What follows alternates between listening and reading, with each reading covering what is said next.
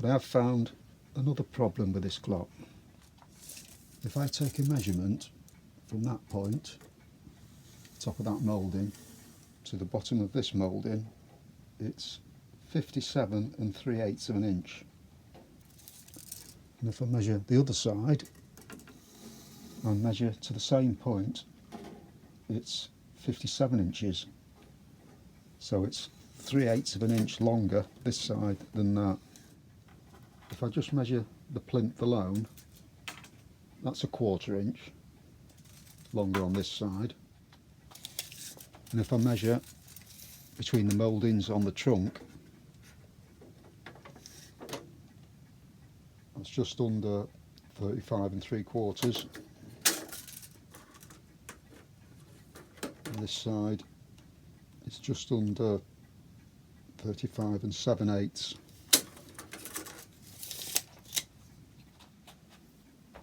Nothing seems to be square on this case either. And looking at the hood, if I measure from the top of that moulding to the top of this one, it's 18 7/8. And on the other side, it's 18 3/4. So it's 1/8 of an inch longer on this side than that. And all the longer measurements are all on the right hand side. So the whole thing just bends over to one side. It's not particularly well made, this case, it's a little bit shoddy, but it survived. That corner seems to be square.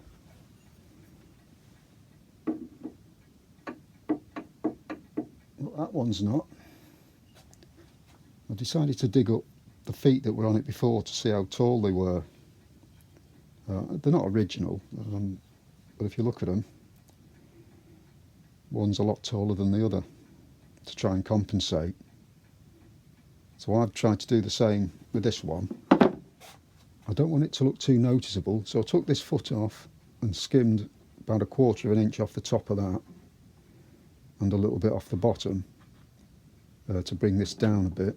But it's still measuring out, but it's a lot better than it was. And it now measures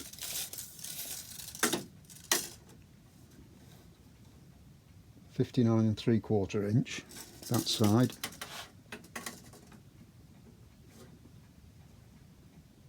And that's 59 1/2, so it's still 1/4 of an inch too tall this side. But it does look better, it stands better. The only other thing I can do now is add a bit to the bottom of there, just a little pad, just to bring it up, maybe just 1/8 of an inch, just to shove it up a little bit more, then it's only 1/8 out then. I've packed up the 2 feet on this side and it's now standing fairly straight.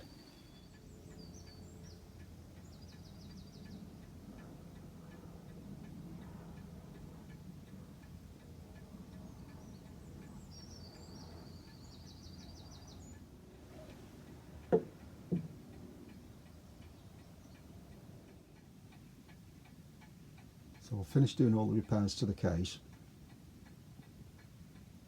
It just needs a bit of cleaning up, wash it down with meths, and then start staining and polishing.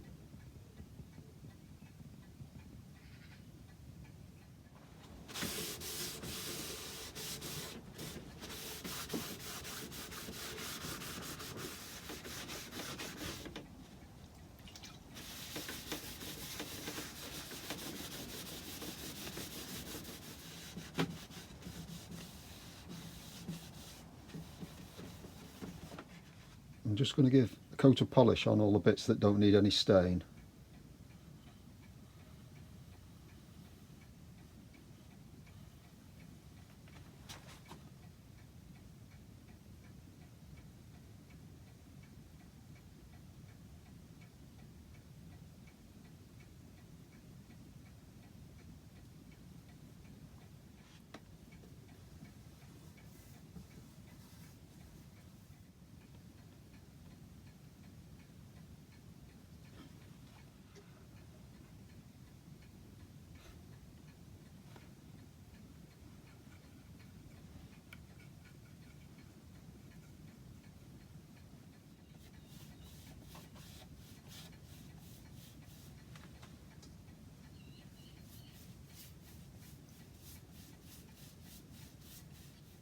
I've noticed there's a little bit of mahogany on there, and now it's got some polish on. It's more noticeable, so I'm going to chop that out and put a bit of this in, and hopefully it'll look a little bit better.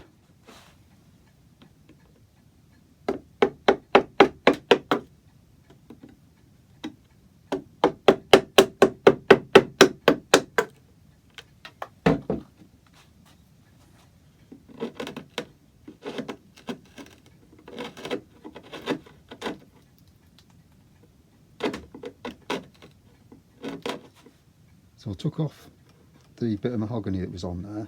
This bit, the side, wasn't glued on very well, so that had to come off and be re-glued back on.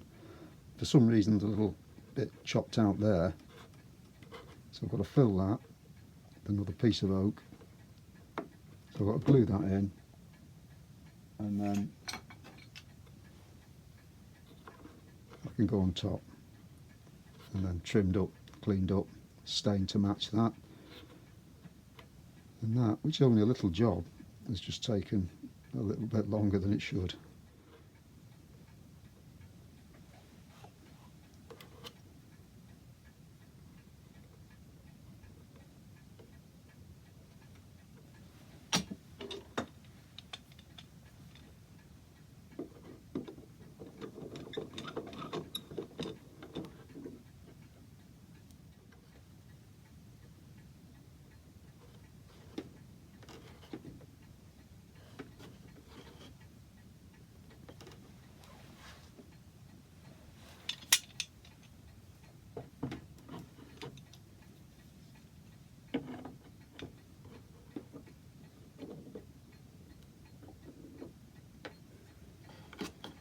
I've replaced this with a piece of mahogany. This is actually rosewood. It should be rosewood, but I'll stain it up to match, so it should look alright. I'm going to use a little bit of bicarbonate of potash. I don't know if it'll react to this one or not, because it's an old piece of mahogany. And I'll also use it on the oak, because it tends to give me this colour anyway. So I'll put it on, see what it looks like, and move on from there.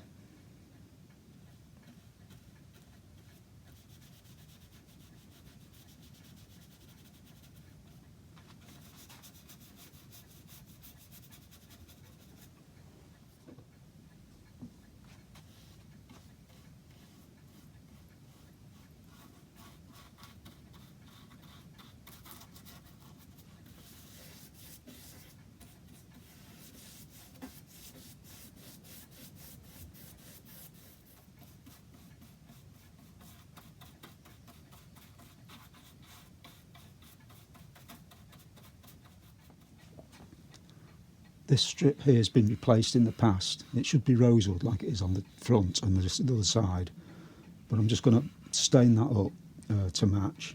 I'll try with a little bit of this bicarbonate of potash, but I don't think it'll react with it, but it won't do it any harm.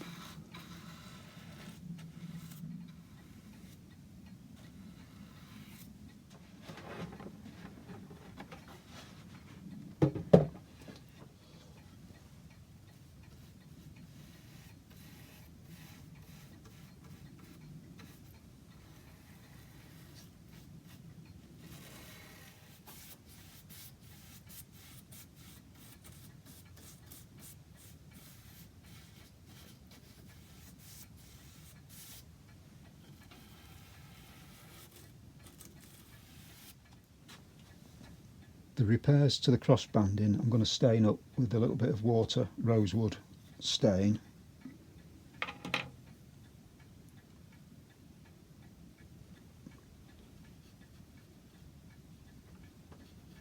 Just to make it a little bit more red, and then I'll have to darken it with a few other colours to get it to match the rest.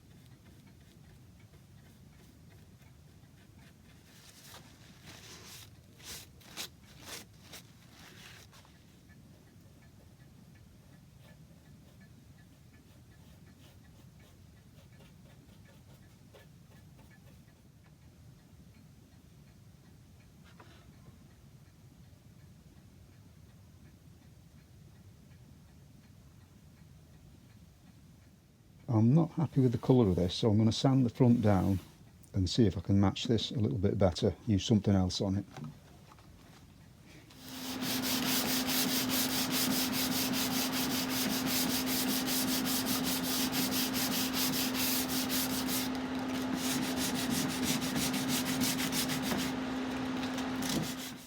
I've not sanded it all right back, it's just so I get a lot of the highlights and try and get this colour, because these usually were a little bit dirtier and grubbier. So I've mixed up a bit of oak water stain.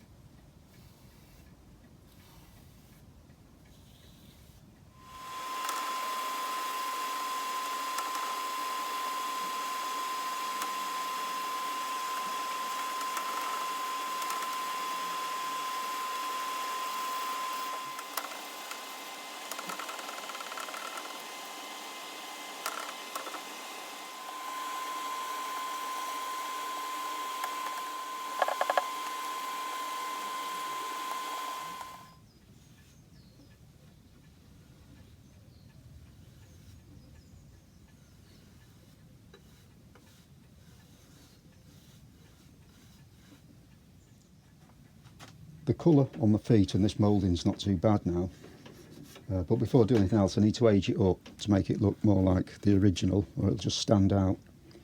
So I'm going to use this, which is just a turned bit of beech covered in glue and dipped in some stones, just to try and put a few knocks and dents into it.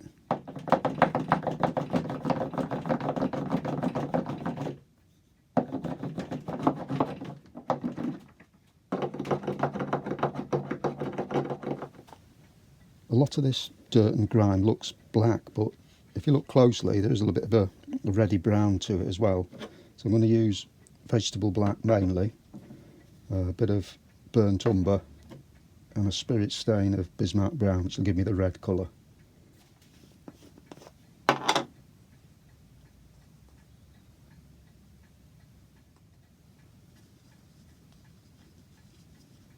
This could take a little bit of while to dissolve. This is just button polish, thinned down with a bit of meths.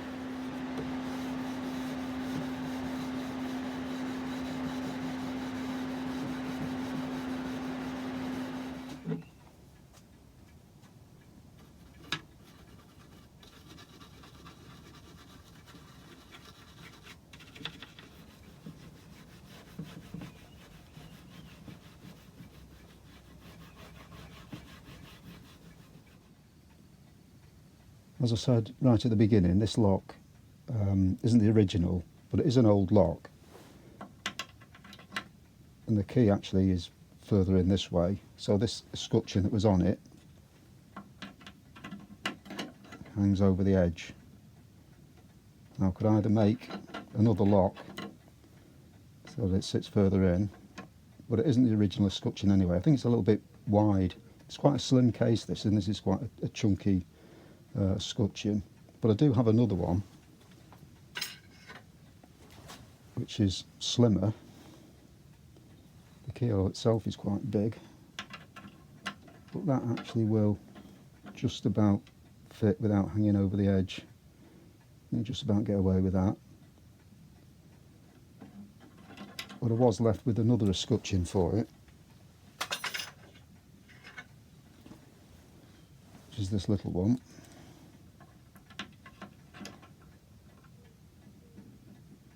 Which sits like that, which looks quite good as well. So it's up to the owner what they want putting on.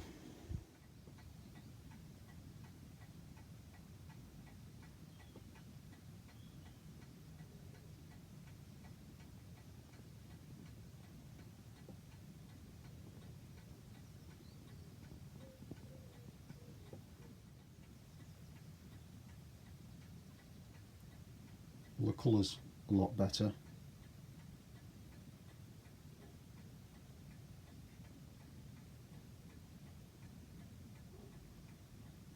The repairs to the hood make it look like it should. Don't quite know whether it needs finials or not. There are holes for finials, but whether they want them or not I don't know, so I'll need to ask them about that. Apart from that, it's finished.